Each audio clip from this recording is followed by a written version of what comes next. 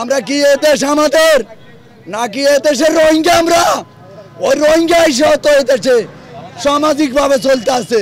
জনগণের সরকারের কাছে আসেন, একটা জনগণের সরকার কায়েম করিয়া আমরা এদেশের জিনিসপত্রের দাম কমামু।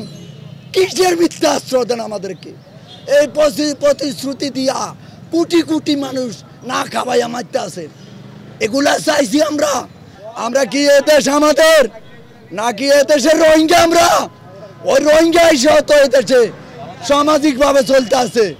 আর আমরা এদেশের মানুষ হইয়া, খেটে খাওয়া মানুষ হইয়া অবহেলিত রাস্তার পাশে ঘুমাই, রাস্তার পাশে ঘুমাই, না খায়া উপাস ঘুমাই।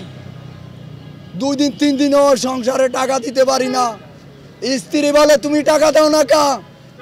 আমি বলি যে কামাই নাই, আমার জ্বর। আসলে আমি রাস্তায় নামি, কোনো টাকা পাই না, কোনো খেপ পাই না।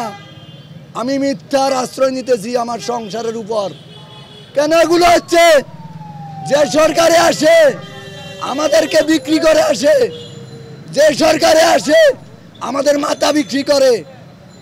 তোমার ন্যায্য মূল্য সব কিছু খাওয়ামু, কম দরে খাওয়ামু, আসেন মাঠে নামেন, জনতার আশ্রয়ে আসেন, জনগণের সরকারের কাছে আসেন। একটা জনগণের সরকার কায়েম করিয়া আমরা এদেশের জিনিসপত্রের দাম কমামু। কিসের মিথ্যা আশ্রয় দেন আমাদেরকে? এই প্রতিশ্রুতি দিয়া কোটি কোটি মানুষ না খাওয়াইয়া মারতে আছে। এগুলা চাইছি আমরা? আমরা চাইছি রাস্তাঘাটের টাকা রুজি করবো, ভালোভাবে বাসায় যাবো, চিন্তাইকারী হবে না। আমাদেরকে বাংলাদেশ বাংলা ভাষায় কথা বলি, সব জায়গায় সুযোগ করে দিবে, কিন্তু আমরা সব জায়গায় কথাও বলতে পারি না। আজ আল্লাহ পাক আমাকে এই জায়গায় পাঠাইছেন বোধহয় 2-4টি কথা বলার জন্যই। তাই আমি বলতেছি, সরকার সাহেব আপনি পাটা গেস্টের মতন দেশ চালান। দুর্নীতি এখনো বন্ধ হয় নাই। অফিসের আদালতে যাওয়ার আগে 2000 টাকা টিকিট কাটতে হয় রাস্তায়, ওখানে জমা দিতে হয় 8500 টাকা।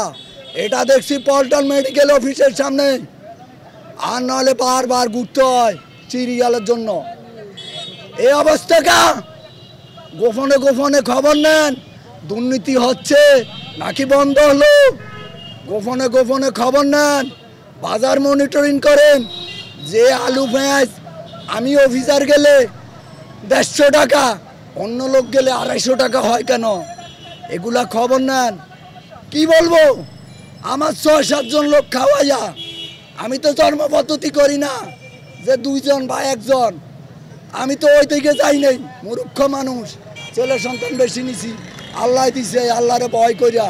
কিন্তু আজ এদেশে ছেলে সন্তান আমার চোখের সামনে না খায়া মরে যাইতেছে। আমি তো এরকম স্বাধীনতা চাই না।